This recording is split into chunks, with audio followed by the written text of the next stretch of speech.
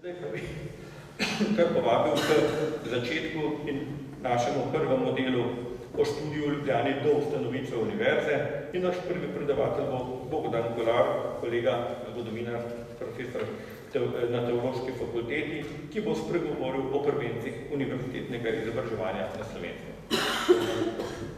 Najprej lepa hvala gospodu predsedniku Slovenske matice za povabilo, za možnost sodelovati na tem srečanju danes. Lep pozdrav gospe prorektorici in vsem uglednim gostom. Moja želja je, in moj prispevek želi biti to, da predstavim, kaj se je pravzaprav v našem prostoru dogajalo od 16. stoletja dalje, o prvih začetkih organiziranega visokošolskega izobraževanja.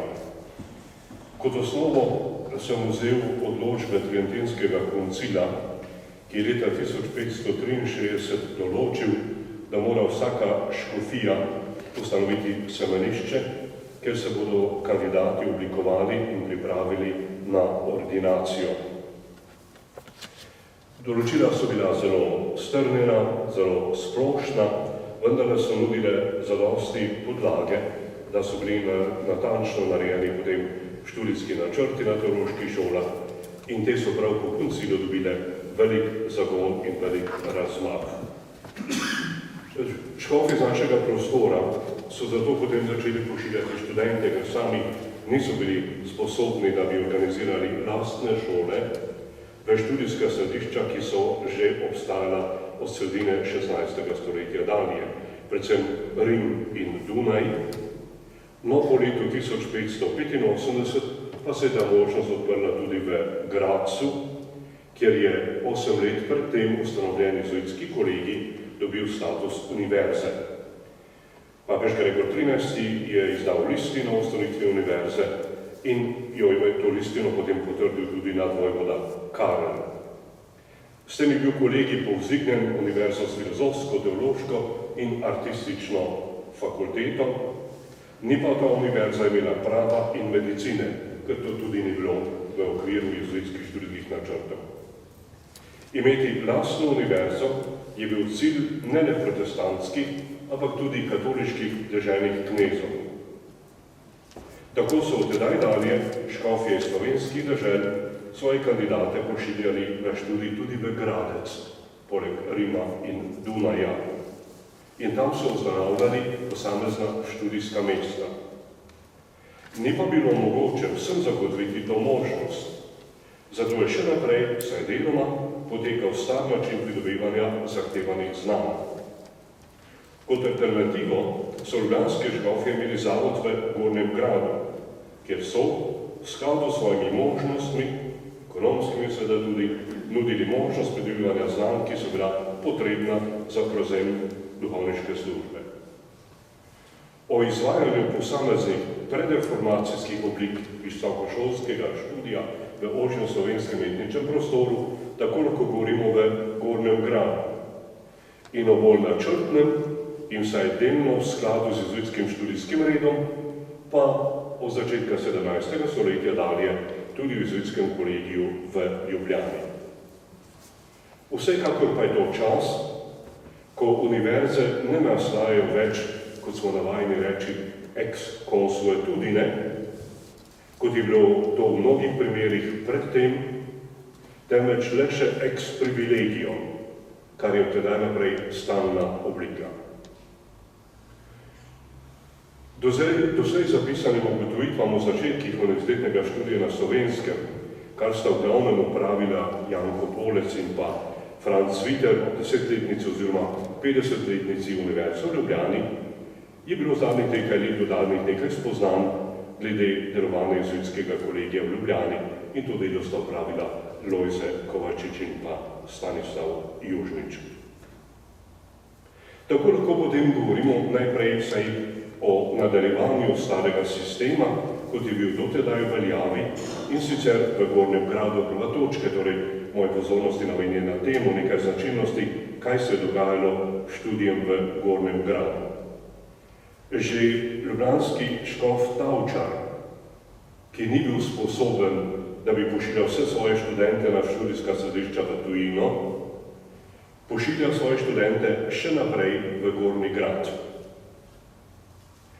Za študijsko leto 1589 in 90, to pomeni pred 430 leti, je zapisal, da se tam nahaja 16 študentov in 6 njihovih učiteljev. Pri tem je šlo za ustanovo, ki je imela program, kot ga je predpisal koncil. Imela je predavatelje, imela je študente in imela je tudi ustrezno knjižnico. Iz občasnih pripomb oziroma poročil, ki so jih morali škofje pošiljati redno na 5 let, vidimo, da so imeli redna predavanja iz bibličnih tem, moralne teologije, to je bila zlasti kazuistika, potem zakrmentalne teologije, homiletike, kanonistike, liturgike, cerkvenega petja in tako naprej. Gre za vsebine, ki so bile sestavni del izobraževanja na najvišji ravni. Če si takšnih znanj niso mogli zadosti pridobiti drugod, so jih potem morali dopolnjevati v Gornjem Gradu. Zato imamo tudi občasna poročila nadzornih obiskov, ki so jih opravili vizitatorji iz tujine. Za obdobje škofa Hrema je značilno, da je večji del svojih študentov poslal k jezuitom v Gradec. Za tiste, ki pa se niso izobraževali na tujih univerzah, pa je zahteval, da vsaj določen čas bivanja in študija opravijo v Gornjograjskem kolegiju. Drugi so šli tja na nadaljnji študij ali neke vrste pastoralno uvajanje ali specializacijo. Pri mnogih med njimi je zapisal, ko je upravljal svoje obiske, vidimo iz njegovih protokolov, da so poslušali predavanja iz moralne teologije, kazuistike v ljubljanskem jezuitskem kolegiju. Za druge pa pripiše, da so študij nadaljevali v Gornjem Gradu. Tako Tavčar kot Hrem sta skrbela, da je bila v zavodu v Gornjem Gradu tudi ustrezna knjižnica in s tem možnost osebnega študija oziroma tudi predava. Glede na raziskave, ki so bile opravljene doslej o tej knjižnici in objavljene, večino tega dela je opravil profesor Primož Simoniti, vidimo, da je šlo za specialno knjižnico, v kateri so prevladovale knjige z določenih strokovnih področij, potrebnih za študij na ravni velikega semenišča. Po analizi vpisov, ki jih opravil profesor Simoniti, je bilo v knjižnici 1000 naslovov, razdeljenih v 15 razdelkov in seveda precej več knjig. Če dam samo kakšen primer te razdelitve, oziroma o čem je bila ta knjižnica specialna, iz naslednjih teoloških področij. Izdaje Svetega pisma 19, razlage 93 naslovov, patristika, cerkvene učitelje 53, kazuistika 39, potem dogmatika 33, kanonsko in civilno pravo 159 naslovov, polemični spisi 104 in tako naprej. Kar 2/3 naslovov sodi v ozko področje takratnega študijskega programa, ki so ga imeli po letu 1591 jezuiti in so ga uveljavljali v svojih ustanovah. Samo tretjina, slaba tretjina, so v naslovi iz drugih področij, kot rečemo recimo filozofija 55 naslovov, medicina 19, splošna zgodovina 99, humanistični avtori 15. in začetka 16. stoletja 149 naslovov. Iz tako zbranih podatkov v kolegiju v Gornjem Gradu ter na splošno izobraževalnem delu v njem je mogoče povzeti, da je bil njegov program določen s tridentskimi določbami, ki so se nanašale na bogoslovna semenišča. Učni načrt je obsegal vsebine, ki so bile tudi sicer sestavni del študijskih programov univerzitetnih središčih. To je biblične vede, dogmatiko, predvsem njen zakrmentalni del, pa moralno teologijo, kanonsko pravo, pastoralno teologijo in tako naprej. Tudi podatki o posameznih voditeljih oziroma učiteljih Gornjograjskega kolegija kažejo, da so ti imeli vse pogoje za svoje učiteljske službe. Doktorate so dosegli drugod, večina med njimi na Dunaju ali v Gradcu ali v Rimu.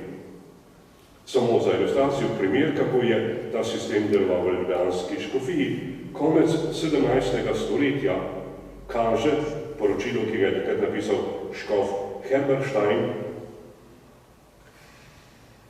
4 kandidati so študirali na Dunaju, 2 v Gradcu, 5 pa jih je študiralo v Gornjem Gradu. To pomeni 11 študentov, ki jih je imel pač glede na študijska mesta razporejene v te 3 študijska središča. V primeru Gornjegrajskega kolegija seveda ni šlo za neke vrste kontinuiran izobraževalni sistem ali ustanovo, ki bi imela pravico podeljevati akademske nazive. Ni pa šlo niti za izobraževanje na ravni jezuitskih kolegijev, to je na ravni gimnazij, ki bi pripravljale na vstop na univerzo. Po končanem študiju v Gornjem Gradu so bili študenti usposobljeni, da so bili ordinirani, enako kot njihovi kolegi, ki so svoj študij zaključili na univerzi v Gradcu, v Rimu ali na Dunaju. Nekoliko je bil ta kolegij reorganiziran leta 1718, sicer pa je to funkcijo upravljal vse do reforme škofijskih meja, konec 18. stoletja v času Jožefa II. Skrb za izobraževanje kandidatov v ljubljanski škofiji, podobno kot tudi drugod, je bila popolnoma prepuščena vsakokratnemu ljubljanskemu škofu, ki je sam poskrbel, kam bo pošiljal svoje študente, tudi glede na svoje osebne izkušnje, kjer je sam študiral. In tudi, da je sam poskrbel za pokrivanje stroškov študija. Kandidati pa so se na to s pogodbo zavezali, da bodo po ordinaciji prevzeli delo na eni od župnij v ljubljanski škofiji. Nova ponudba, bolj sistematična, kontinuirana, se pojavi potem po letu 1597, ko v Ljubljano pridejo prvi jezuiti in ustanovijo tukaj svoji kolegi, ki je seveda najprej bil namenjen programom, ki bi danes rekli gimnazija. Ponudili so tudi posamezne predmete, ki so pomagali za študij na univerzi, neke vrste predštudij ali predstopna študija teologije, prava in medicine, neki splošni predmeti. Šlo je torej za sekundarno, v prvi vrsti sekundarno stopno izobraževanja, ali rečeno z drugimi besedami, na predstopno akademskega študija, ki je bil glede vsebin sicer navezan na univerzo.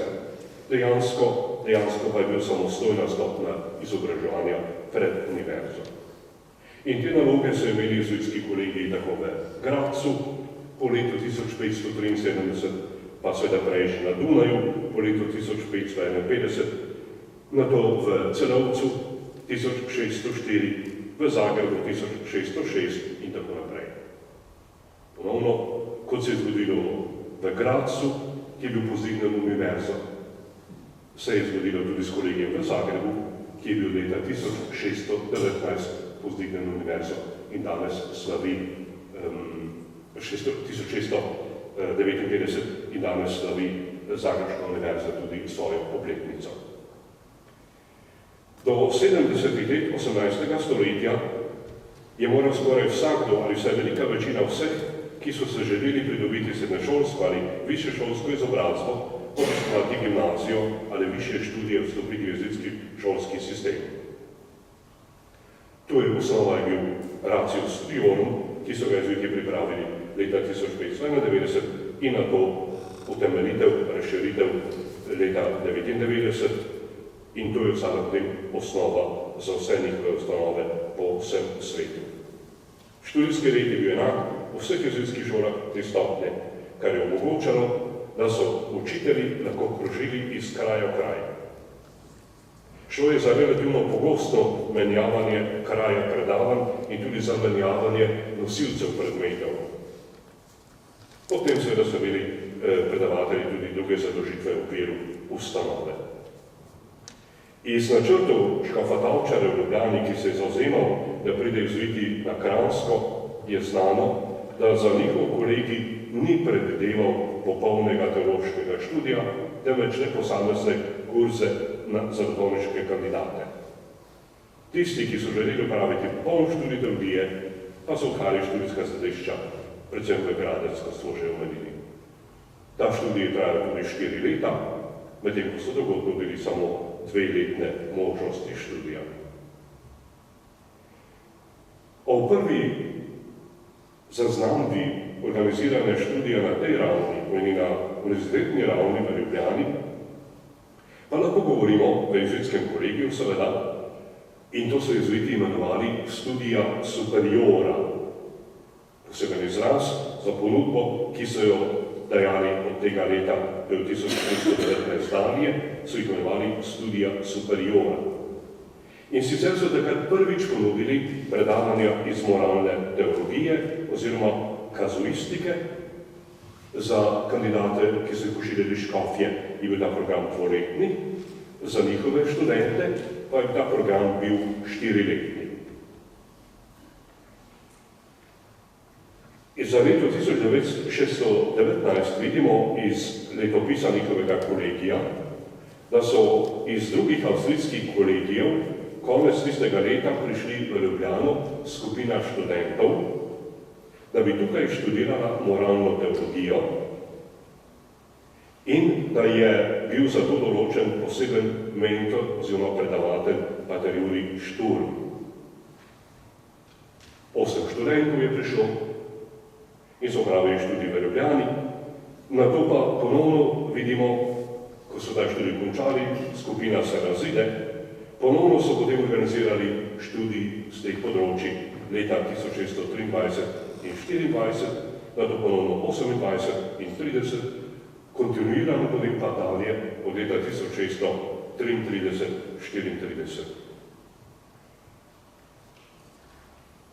Že preomenjeni škof Žiga Herberstein je 1685 poročal, da predavajo v Ljubljani jezuiti moralno bogoslovje in da se nihče ne prepusti k višjim redovom, ki ni najmanj 2 leti ta predavanja poslušal pri njih.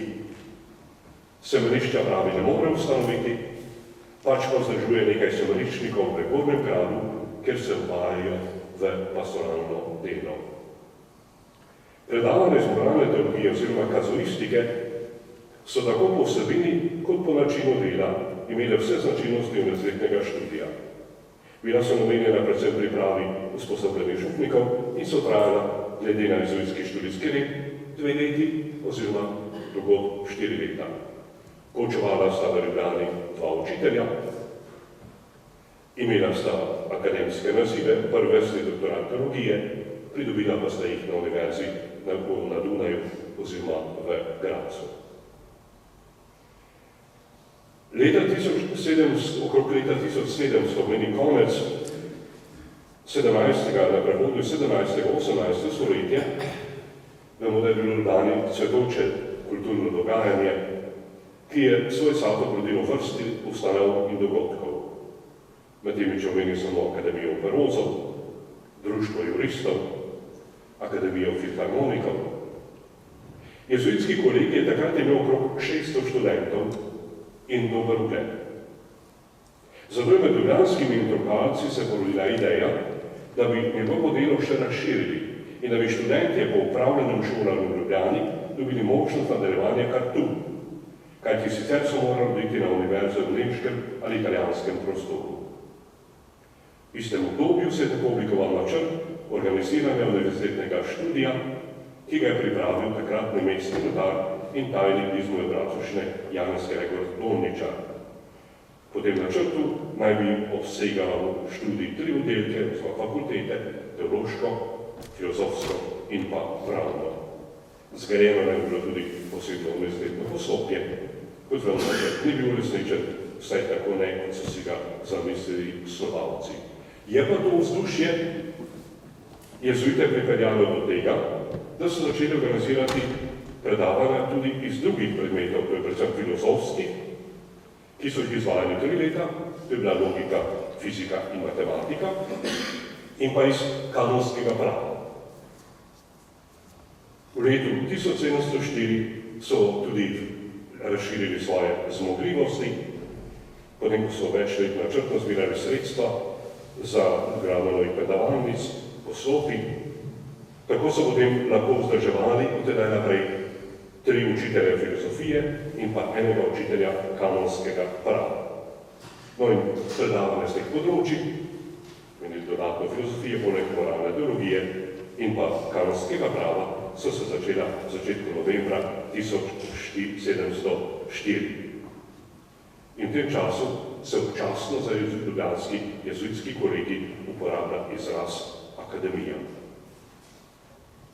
Tako sta v letu 1704 v Ljubljani nastopila dva nova učitelja, profesor filozofije Forlan Peter Kuci, profesor kanonskega prava pa Dunajčan Gabriel Fröhlich, ki je predtem bil dekan filozofske fakultete na Univerzi na Dunaju. Tako da je res vse reference, ki so bile potrebne za to mesto predavatelja kanonskega prava. Znan je tudi kot zelo dober matematik. Medtem ko pa je Kuci predaval filozofske predmete, logiko, fiziko, metafiziko, tudi že predtem v Gradcu, v Celovcu in pa v Gorici. Če povzamem besede, ki jih je zapisal eden od preučevalcev zgodovine študija pri nas, katedra kanonskega prava je bila najuglednejša med ljubljanskimi predavateljskimi položaji. Tako da so se na njej zvrstili pripadniki najpomembnejših družin kot Erbergi, Kaplesi, Lambergi. Ljubljanski učitelji kanonskega prava so predhodno teologijo študirali na univerzah na Dunaju, v Gradcu in tam tudi doktorirali, posamezniki pa tudi v Trnavi, kjer je bila ravno tako jezuitska univerza. Ko govorimo o ljubljanskem jezuitskem kolegiju, bi zelo težko govorili o popolni teološki fakulteti. Šlo je za predavanja vsebin, ki so sicer res sodila v program teoloških šol, vendar tam niso bila organizirana samostojna, tudi ne kontinuirano bilo to vse skozi, vseh letih. Pripravljeni so pa posamezna predavanja, ki so sicer bila v drugih okoljih sestavni del katedre za moralno teologijo ali filozofijo ali kanonsko pravo. Niso pa to bile samostojne študijske smeri. Recimo na teološkem področju so manjkale bistvene sestavine, ki predstavljajo biblične vede s hebrejščino ali tudi dogmatične vsebine. Ko je bil jezuitski kolegij razpuščen leta 1773, je bila kadrovska zasedba na ravni, če govorimo tega višjega ali univerzitetnega izobraževanja, naslednja. 3 profesori so predavali moralno teologijo ali kazuistiko, 2 kanonsko pravo in 2 teološke predmete v ožjem pomenu besede. Po en profesor pa mehaniko, občno in specialno fiziko, matematiko in zgodovino ter eden polidemstvo. Predavanja tudi niso bila vseh področij organizirana hkrati, kar bi zagotavljalo celovit študijski program in na koncu tudi možnost podeljevanja ustreznih akademskih nazivov.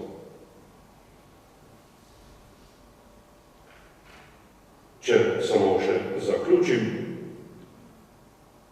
šlo je torej za organiziranje študijskih vsebin oziroma predavanj, ki so bila odgovor na potrebe, ki jih je imela ljubljanska škofija ali jezuitska skupnost ali tudi druge skupnosti, kot so bili cistercijani ali kartuzijani, ki so tudi pošiljali svoje študente v to središče. Pa vendar je ta predavanja so bila usklajena študijskimi programi, ki so jih izvajale univerze v Gradcu, na Dunaju, Trnavi ali drugod.